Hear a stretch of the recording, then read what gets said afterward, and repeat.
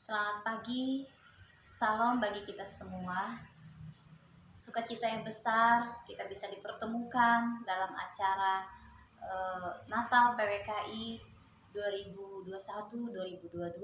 Sebelumnya saya mengucapkan selamat Natal dan Tahun Baru buat ibu-ibu PWKI Lampung Selatan yang terkasih.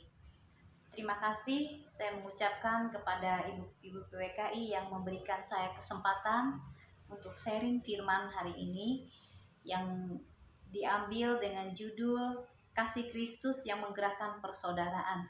1 Petrus 1 ayat 22. Sebelum kita membaca firman, marilah kita sama-sama berdoa. Mari kita berdoa. Tuhan, terima kasih, kami mengucap syukur karena Tuhan baik dalam kehidupan kami. Tuhan, sebentar lagi kami ingin mendengar firman Tuhan. Tuhan, buka hati kami, buka telinga kami, agar kami hanya fokus kepada Tuhan. Mata kami hanya tertuju kepada firman-Mu Tuhan, sebab firman-Mu yang memerdekakan kami. Terima kasih Tuhan Yesus, kami mengucap syukur di dalam nama Yesus. Haleluya, amin. Ibu-ibu PWKI yang kekasih, kita membuka ayat firman Tuhan dari 1 Petrus 1 ayat 22. Saya membacanya, 1 Petrus 1 ayat 22. Karena kamu telah menyucikan dirimu oleh ketaatan kepada kebenaran, sehingga kamu dapat mengamalkan kasih persaudaraan yang tulus ikhlas. Hendaklah kamu bersungguh-sungguh saling mengasihi dengan segenap hatimu. Saudara yang kekasih di dalam Tuhan kita Yesus Kristus, kalau kita melihat ayat ini, kamu telah menyucikan dirimu oleh ketaatan kepada kebenaran, sehingga kamu dapat mengamalkan kasih persaudaraan yang tulus ikhlas. Hendaklah kamu sungguh-sungguh saling mengasihi dengan segenap hatimu. Kalau kita melihat judulnya di sini adalah kasih. Dimana saudara kita tahu kasih itu adalah Allah sendiri. Nah, sebelum kita membahas kasih itu adalah Allah sendiri, ibu-ibu PWKI mungkin kita bertanya, kenapa Allah mengasihi kita begitu amat sangat? Bahkan hari ini Natal PWKI sebagai bukti kasih dari Allah. Kalau tidak ada kasih Allah, mungkin Natal hari ini tidak ada. Karena firman Tuhan katakan, karena begitu besar kasih Allah akan dunia ini, sehingga Ia merelakan anaknya yang tunggal untuk saudara dan saya. Di saat Dia merelakan anaknya yang tunggal, Yesus turun ke dunia sebagai bayi mungil. Saat itulah Natal terjadi. Nah, Natal yang hari ini kita rayakan itu sebagai kasih Allah. Mungkin saudara bertanya, saya layak atau tidak layak untuk dikasihi? Saudara, di saat tidak layak pun Allah mengasihi kita. Firman-Nya berkata, ketika kita masih seteru, Dia juga mengasihi kita. Artinya masih seteru itu masih ada permusuhan dengan Allah. Kita jauh dari Allah, tidak punya hubungan yang baik dengan Allah, tapi Allah tetap masih mengasihi kita. Itulah kasih Allah. Kasih Allah itu tanpa syarat. Kasih Allah itu membuat hidup saudara dan saya berharga. Kasih Allah membuat kita menjadi anak-anak pilihannya. Kasih Allah menebus hidup saudara dan saya. Kasih Allah membuat pertukaran yang seharusnya saya binasa, tapi diselamatkan oleh kasih Allah. Kasih Allah itu tidak terbatas. Saudara, Allah begitu mengasihi. Bahkan dikatakan di dalam firman-Nya, Ia mengasihi milik kepunyaannya. Walaupun kadang-kadang milik kepunyaan tidak mengenal Dia, Allah betul-betul mengasihi kita, saudara. Nah, begitu besar kasih Allah akan dunia ini, akan saudara, ibu-ibu PWKI, akan saya. Itu lebih dari cukup untuk kita menghadapi tahun 2022. Saudara mungkin akan mendengar banyak berita COVID varian baru, kemudian masalah-masalah lain yang ke depan dalam kehidupan rumah tangga saudara dan rumah tangga saya, dalam kehidupan pekerjaan kita, dalam kehidupan ekonomi sosial kita. Tapi kita percaya ada satu kata kunci yang saudara dapatkan hari ini dan yang saya dapatkan hari ini, yaitu kasih. kasih Allah. Ketika saudara lelah, letih, atau mungkin saudara lesu, tapi ketika saudara ingat satu kata kasih Allah, begitu besar kasih Allah akan dunia ini, begitu besar kasih Allah akan saudara, maka tantangan, cobaan di tahun 2012 itu akan menjadi kecil.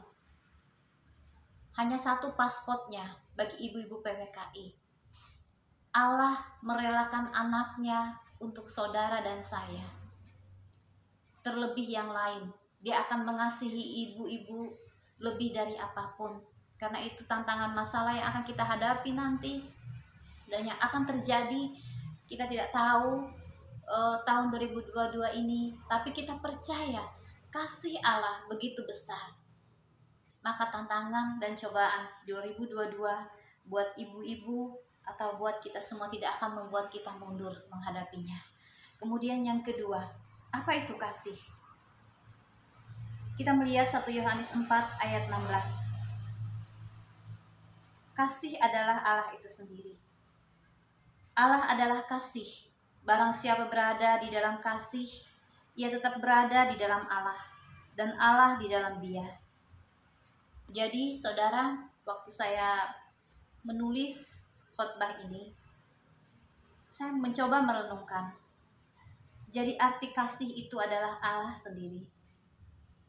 Dikatakan di sini, Allah adalah kasih. Barang siapa tetap di dalam kasih, ia tetap di dalam Allah dan Allah di dalam dia. Saya coba membayangkan, kalau Allah adalah kasih, berarti kasih itu sendiri adalah Allah. Nah, dikatakan barang siapa di dalam dia, dan dia di dalam kita. Artinya gini, saya mencoba memahami ini sedikit demi sedikit. Saya coba membuat sebuah lingkaran atau wadah. Di sini dikatakan, barang siapa tetap berada dalam kasih, tetap berada dalam Allah. Karena Allah itu adalah kasih. Saya coba membuat suatu lingkaran wadah. Waktu saya buat lingkaran wadah bundar itu, saya tulis lingkaran wadah bundar itu adalah Allah. Kemudian saya menggambarkan lagi, memakai imajinasi saya yang sederhana. Di dalam dia, itu artinya kita di dalam suatu wadah yang dibentuk, di mana wadah itu adalah Allah sendiri. Nah, kita berada di dalam Allah, kita berada di dalam kasih, dan kasih itu di dalam kita. Artinya ketika kita berada di dalam satu wadah lingkaran itu, kita menyatu dengan lingkaran itu, dan kita diam di dalamnya. Sebaliknya lingkaran itu melekat dengan kita. Jadi, ketika kita dalam Allah, maka lingkaran Allah itu melekat. Kita melekat di dalam Allah. Kita menjadi satu kesatuan di dalam satu wadah itu. Nah, di saat Allah ada dalam kita, bahkan firman berkata, tubuhmu adalah bait Allah. Jadi di saat Allah ada dalam kita, maka kehidupan kita mengalir belas kasih Allah. Belas kasih Allah itu mengalir dalam kehidupan kita. Tidak bisa dipungkiri, karena kita di dalam dia dan dia di dalam kita. Ada sifat kealahan, yaitu kasih yang mengalir dalam kehidupan kita. Nah, saudara yang kekasih di dalam Tuhan, itulah bedanya kasih Allah. Nah, kasih ini bagaimana supaya kita bisa ada di dalam Allah dan di dalam kasih itu sendiri. Bahkan bagaimana supaya kasih itu bisa mengalir dalam kehidupan kita. Tidak ada satu cara lain, saudara. Kita harus punya hubungan yang dekat dengan Tuhan. Hubungan apa yang dekat dengan Tuhan? Hubungan sebagai anak. Kita sudah lama menjadi anak Allah ketika kita percaya dan mengaku dengan mulut kita bahwa Yesus adalah Tuhan dan Juru Selamat kita. Kita menjadi anak. Tapi saudara melihat hubungan anak dengan orang tua. Kadang-kadang kita orang tua mengasihi anak kita dengan segenap hati dan jiwa, tapi kadang-kadang anak kita cuek. Jadi hubungan anak dan orang tua itu kadang lembut, kadang baik, kadang cuek, kadang-kadang dekat karena ada kebutuhannya, kadang-kadang mesra. Itu hubungan anak dan orang tua. Kemudian hubungan yang kedua, sahabat. sahabat, kita saling curhat dalam suka dan duka, saling mengetahui. Terus coba kalau saudara bersahabat dengan tetangga saudara, sahabat itu tidak setiap saat saudara bisa datang ke rumahnya atau dia datang ke rumah saudara, tapi tidak berada dalam satu rumah dan tidak setiap saat. Dia mungkin curhat ke saudara kehidupannya atau saudara curhat ke dia. Nah, punya hubungan tapi tidak sedekat satu lagi suami, mempelai. Nah, kalau mempelai tentunya kita serumah, kita mengenalnya lebih lagi dari anak dan sahabat. Bahkan dikatakan kalau kita mempelai, kita bisa menikmati kasihnya. Kita punya hubungan yang sangat intim, sangat pribadi. Itulah mempelai. Nah, untuk kasih itu berada di dalam kita, untuk kasih itu bisa mengalir dalam kita, kita harus punya hubungan sebagai mempelai Kristus,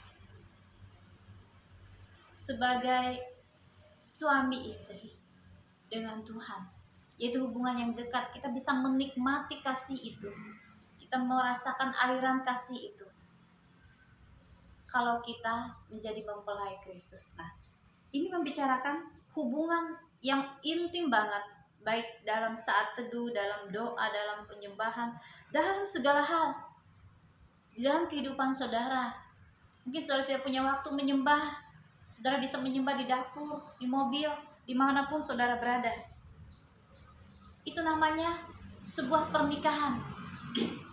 Ketika saudara nggak bisa merayu suami saudara di kamar, saudara bisa merayunya di dapur, di mobil, atau dimanapun. Demikian dengan kehidupan pernikahan kita dengan Kristus. Nah, ketika kita menikah dengan Kristus, maka kita menyatu di dalam Dia. Dikatakan pernikahan itu satu daging. Demikian juga kita dengan Kristus. Kristus menyatu dalam kita. Ketika Kristus menyatu dalam kita, maka kasih Allah itu mengalir dalam kita. Ketika kasih mengalir dalam kehidupan saudara dan saya, percaya, aliran kasih itu, setelah kita melimpah kasih kita dengan Allah, maka aliran itu menyebar ke yang lain. Aliran itu keluar kepada yang lain. Saudara, di saat aliran itu keluar, disitulah saudara menjadi orang yang berbeda di mata Tuhan. Saudara PWKI yang kekasih di dalam Tuhan, kasih itu tidak perlu berkata-kata. Kasih itu tidak cukup dinyanyikan, tapi kasih itu mengalir melalui kehidupan kita kepada orang-orang sekitar kita. Nah, saudara yang kekasih di dalam Tuhan, saya ada satu kesaksian, bahkan 3 kesaksian yang akan saya sampaikan mengenai kasih Allah menggerakkan persaudaraan. Setelah 3 poin tadi di dalam hidup kita, ada kasih Allah di dalam kita, kasih itu mengalir, dan kasih itu yang menggerakkan persaudaraan di antara kita. Saya ada satu cerita di gereja kami punya satu jemaat yang lahir baru dan percaya kepada Kristus Tuhan kita. Waktu dia lahir baru, dia dari agama lain. Waktu dia lahir baru, dia aktif ke gereja, dia melayani Tuhan. Nah, ibu satu ini melayani Tuhan, bahkan saya akui dia lebih rajin dari saya. Bahkan kadang-kadang saya juga merasa tertegur kalau lihat dia lahir baru rajin banget. Nah, dia rajin ke gereja, dia melayani Tuhan di gereja kami. Kemudian satu ketika dia ini diketahui oleh saudara-saudaranya yang lain bahwa dia percaya kepada Tuhan. Diketahui oleh adik-adik iparnya atau kakak iparnya dia percaya kepada Tuhan, maka dia mendapat banyak tekanan. Salah satunya, selain tekanan-tekanan lain, dia didatangin di rumahnya, diintimidasi dan lain-lain. Kemudian kendaraan yang kebetulan seringkali dia pakai melayani itu punya saudaranya. Karena dia percaya Yesus, semua fasilitas yang milik saudaranya diambil. adik ipar, kakak iparnya. Nah, ibu ini setia melayani Tuhan. Dia terus melayani Tuhan meskipun kendaraannya tidak ada, bahkan dia naik Gojek. Suatu ketika Bapak Gembala kami bercerita di depan tentang pergumulan ibu ini. Seperti biasa, Bapak Gembala bilang mohon dukungan doanya. Waktu Bapak Gembala ini bercerita hal itu di depan, bahwasannya dia mengalami tekanan dan kendaraannya diambil oleh saudaranya. Saya dan Pak Robinson di belakang duduk. Tahukah saudara apa yang saya alami hari itu? Kasih itu mengalir di hati saya.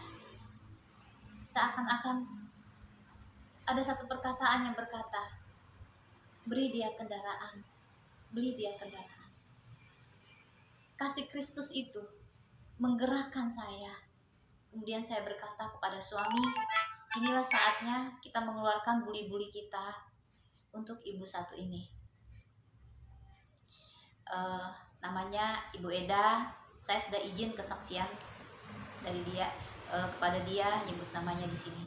Nah, kita beli kendaraan dan kita mencari, bertanya kepada Bapak Gembala, ada jemaat yang bisa jual kendaraan yang harganya pas, yang masih bagus juga, layak dipakai oleh Ibu Eda. Ternyata dapat dari seorang jemaat, kendaraannya bagus, harganya juga pas. Hari itu saya bersyukur, saya berterima kasih kepada Tuhan, saya bisa memberi dia kaki untuk ke gereja, untuk melayani Tuhan. Dan saya berkata, ini bukan dari saya, ini hadiah dari Kristus, dari Tuhan buat dia. Kami hanya alat untuk menyalurkannya. Sukacita yang besar baginya dan bagi kami. Nah, lalu Eda bilang, kalau ada apa-apa nanti ibu panggil saya aja. Saya bilang, enggak, kami mengasihi murni, tidak membutuhkan apa-apa darimu, karena ini kasih Kristus, bukan dari kami. Kemudian beberapa bulan kemudian kami akrab seperti keluarga sendiri. Tidak ada hitung-hitungan kalau minta bantuan atau sebaliknya. Kami akrab dan dekat, saudara. Bukan karena kendaraan itu, karena kasih Kristus. Bahkan kalau kami pergi keluar kota, Ibu Eda lah yang menjaga anak-anak kami. Menjaga anak saya Aaron, menjaga anak-anak kucing saya, dan dialah yang merawat mereka semua. Kebutuhan rumah saya tinggal kirim, dia yang mengatur semuanya. Dia bagi kami seperti saudara, sahabat, teman, tante, kakak. Juga bagi anak saya. Nah, padahal secara logika dia bukan keluarga, tapi kami mempunyai satu ikatan seperti keluarga. Kami menganggapnya seperti keluarga. Karena apa? Karena ada kasih Kristus di dalam kami dan di dalam dia. Kasih Kristus itu menggerakkan kami untuk menjadikan rasa persaudaraan dan menjadikan dia saudara.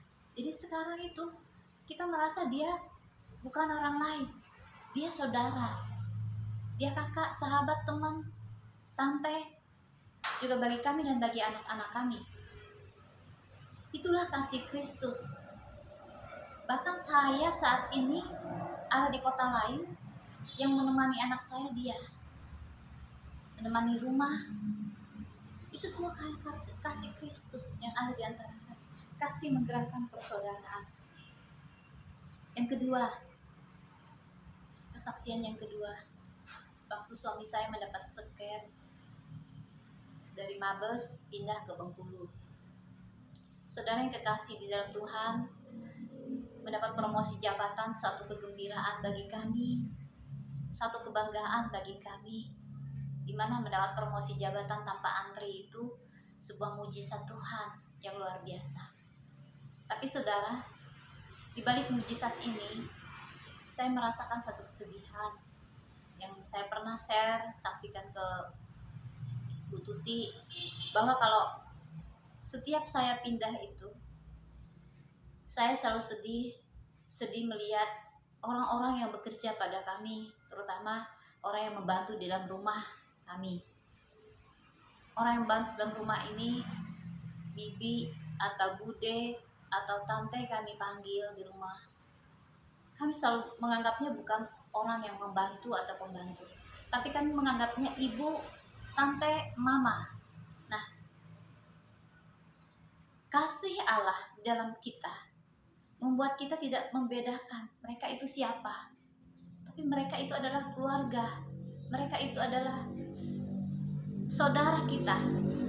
Nah, kasih itu membuat saya merasa ibu di rumah itu bukan orang lain lagi yang membantu bersih-bersih rumah, yang di taman. Mereka bukan orang lain lagi.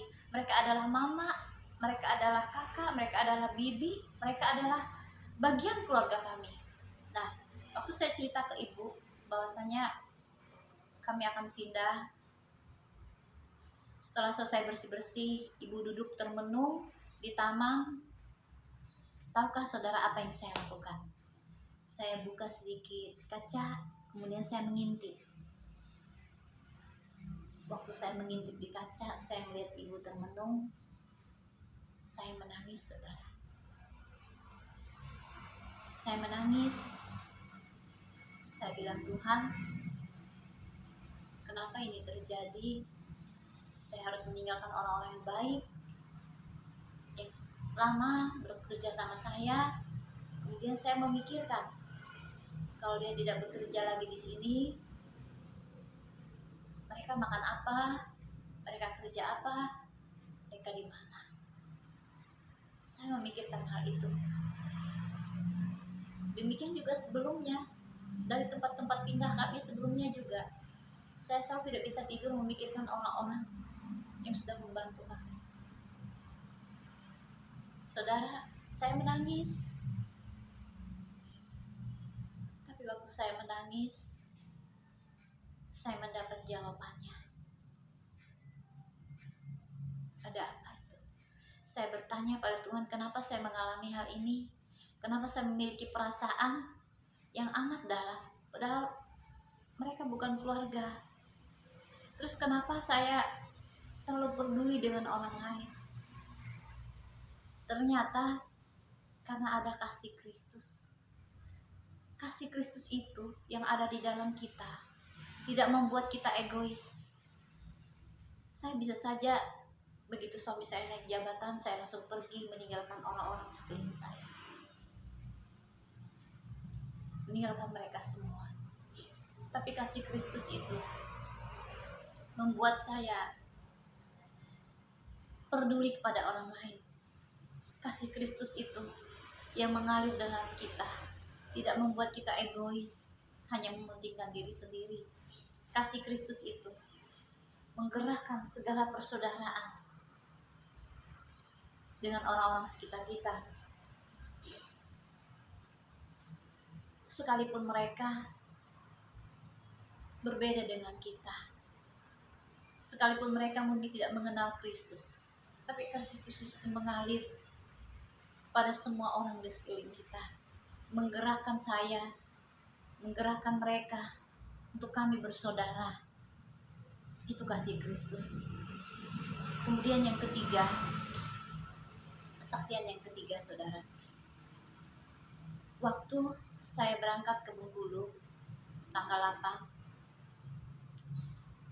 kami transit di Jakarta. Waktu kami transit di Jakarta, seperti biasa namanya transit itu tidak hanya satu maskapai di dalam satu tempat, tapi beberapa maskapai. Ada yang tujuannya ke Palembang, ada yang tujuannya ke Bengkulu dan ke tempat lain. Karena dalam saat yang bersamaan terlalu banyak orang di dalam satu tempat itu, akhirnya saya tidak dapat tempat duduk, kursi tunggu. Nah, waktu saya tidak dapat kursi tunggu itu, saya berdiri, ada meja, saya taruh tas saya di meja dan saya berdiri. Waktu itu saya masih pakai topi tomboy dan pakai celana, pakai sepatu olahraga. Saya hanya berdiri di pojok. Waktu berdiri di pojok, tiba-tiba ada seorang ibu menyapa saya. Dia bilang, "Kemana, Dek?" Saya bilang, "Ke Bengkulu." Kemudian saya bertanya juga kenapa saya dipanggil Ade, mungkin karena saya pakai topi dan tomboy. Setelah itu dia bertanya lagi, "Ke Bengkulu ngapain? Ada keluarga atau gimana?" Saya bilang, "Ada suami." Saya lihat raut wajah ibu itu agak kaget. Ada suami. Wah, mungkin ibu ini mengira saya masih anak-anak kali. Padahal saya udah tua. Nah, saudara, saya cerita suami saya tentara dan kami pindah-pindah. Kemudian nggak lama ibu ini bercerita tentang hidupnya. Dia bercerita tentang hidupnya. Dia dari Palembang menjemput menantunya yang sedang sakit di Pontianak. Belum selesai ibu ini cerita, tiba-tiba datang kursi roda dengan laki-laki yang sudah tua. Saya kira ini suami dari ibu itu. Ternyata ibu itu bilang itu menantunya. Menantunya umurnya masih 44 tahun. Masih muda. Saya 42. Menantu ibu itu 44, berarti anaknya seumuran saya. Nah, masih muda tapi kelihatan tua. Karena apa? Karena terserang penyakit stroke. Stroke, tangannya sebelah nggak bisa gerak, kakinya juga. Dan bapak ini kelihatan tua. Sejak April 2021 dia terserang stroke. Nah, waktu saya bincang-bincang dengan ibu ini, dia menawarkan saya makanan, sangat baik sekali. Nah, saya melihat dan mendengar bapak ini teriak-teriak kalau kakinya lagi sakit. Dipindahin sama asistennya. Teriak-teriak. Saya tergerak belas kasihan. Mengalir kasih Tuhan dalam kehidupan kita. Ketika kasih Tuhan mengalir dalam kehidupan kita, kita nggak tahan untuk tidak bersaksi. Air mata saya meleleh lagi saat itu. Saya saksikan dengan ibu tua ini. Ibu, tolong kasih tahu anaknya ibu. Waktu Natalan ini pun saya pulang kampung, saya berdoa keliling untuk orang sakit. Dan hanya satu kata yang saya dapatkan. Tidak ada yang mustahil bagi Tuhan. Tuhan mampu menyembuhkan jika Tuhan mau. Ibu bilang sama anak ibu yang merawat suaminya, setiap anak suaminya mau makan, doakan makanannya dengan doa Bapa Kami saja. Karena saya lihat ibu ini ada salib. Ternyata dia Katolik. Kemudian saya bilang, doa dengan Bapa Kami. Kalau mau kasih minum buat si suaminya, doa dengan Bapa Kami. Kalau lagi mijet tangan suaminya, doa dengan Bapa Kami. Kalau lagi mindah kaki suaminya, doa dengan Bapa Kami. Doa, doa, doa, saya bilang. Karena dengan doa, kemudian pujian penyembahan, kuasa Tuhan ada di situ. Ketika ada kuasa Tuhan di tempat itu, maka lawatan Tuhan terjadi. Mau lumpuh, mau stroke, mau apapun, akan sembuh. Saudara yang kekasih dalam Tuhan. Nah, si ibu ini langsung manggil anaknya. Anak ibu ini dengan yang bapak stroke itu kecil, masih kecil, ada TK, dua cewek.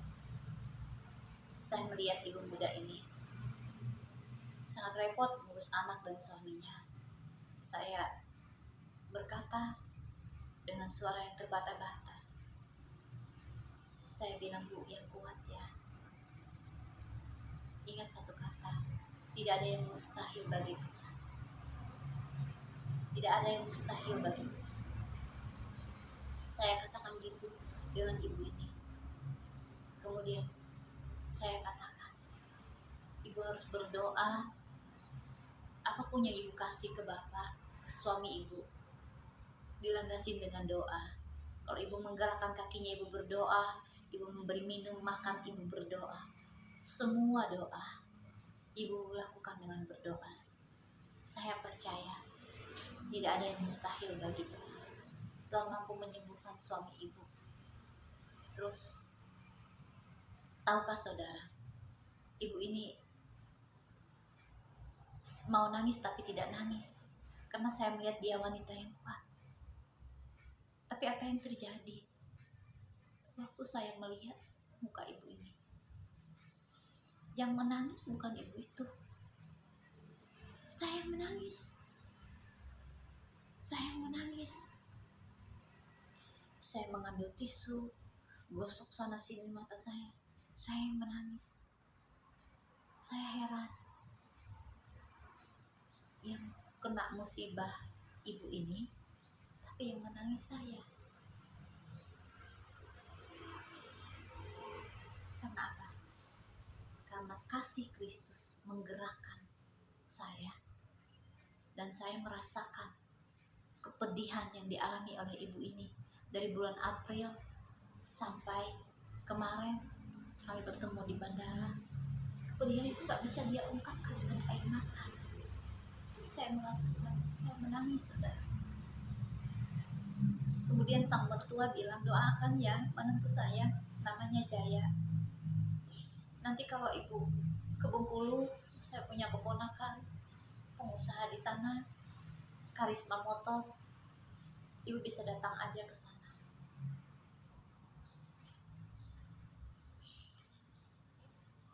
Saya ingat satu kata, doakan menantu saya, namanya Jaya. Tahukah saudara, di saat ibu itu menyebutkan hal itu, seakan-akan saya dengan ibu ini bersaudara. Itulah kasih Kristus yang mengikat persaudaraan. Padahal itu di bandara, orang lalu lalang. Di bandara tidak ada seorang pun yang dekat, tidak ada seorang pun yang peduli. Tapi ketika ada kasih Kristus,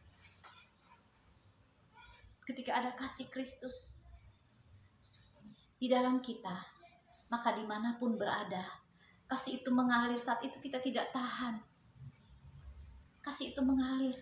Hari itu saya percaya kasih Kristus ada di atas kehidupan Pak Jaya, di atas kehidupan nenek tua ini.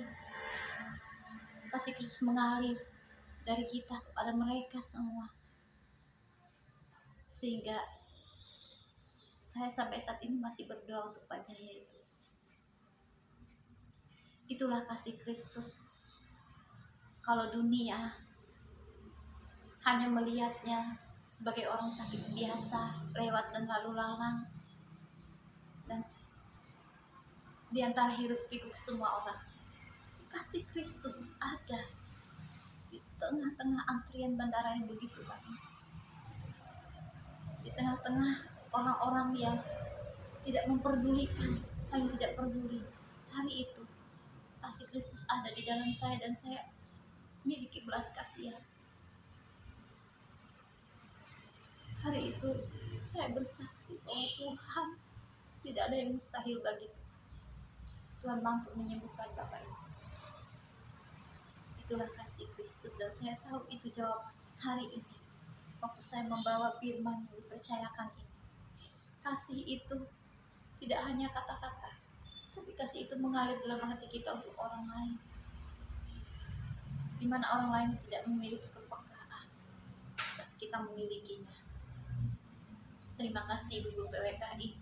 Semoga kasih Kristus itu juga mengalir di hati ibu-ibu, sehingga ibu-ibu memiliki kasih yang lebih lagi kepada anak saudara, kepada suami, kepada keluarga, kepada orang-orang sekitar kita, sehingga kita tetap menjadi lilin-lilin yang bernyala dimanapun kita berada. Terima kasih Tuhan Yesus memberkati. Mari kita berdoa. Tuhan, kami percaya kuasa-Mu bekerja. Kami percaya Tuhan, kasih-Mu mengalir dalam kami. Ketika kami ada di dalam Engkau dan Engkau di dalam kami, kami percaya Tuhan, kesaksian yang kami temui ini juga akan dialami oleh ibu-ibu yang kekasih PWKI Lampung Selatan, sehingga mereka bisa memancarkan kasih-Mu Tuhan, dan kasih-Mu itu menggerakkan persaudaraan dimanapun kami berada. Jadikan kami pelaku-pelaku firman-Mu Tuhan. Jadikan kami contoh dan teladan, wanita-wanita yang mengandalkan Tuhan menghadapi tahun 2022 ini Tuhan. Kami percaya kasih-Mu mengalir. Dengan satu kata, dengan satu pasport yang Kau berikan bagi kami, kasih-Mu, yaitu kasih Allah melebihi segala-galanya. Itu lebih dari cukup untuk kami menghadapi kehidupan kami di tahun 2022 ini. Kami percaya Tuhan. Saat ini hamba berhenti berbicara, tapi firman-Mu terus berkata-kata bagi kami semua, mengingat, menegurkan kami, bahkan menguatkan kami. Terima kasih Tuhan atas kekuatan dan pengharapan yang Tuhan berikan bagi kami untuk menghadapi tahun 2022, yaitu kasih-Mu begitu besar bagi kami. Di dalam nama Yesus kami berdoa dan mengucap syukur. Haleluya. Amin.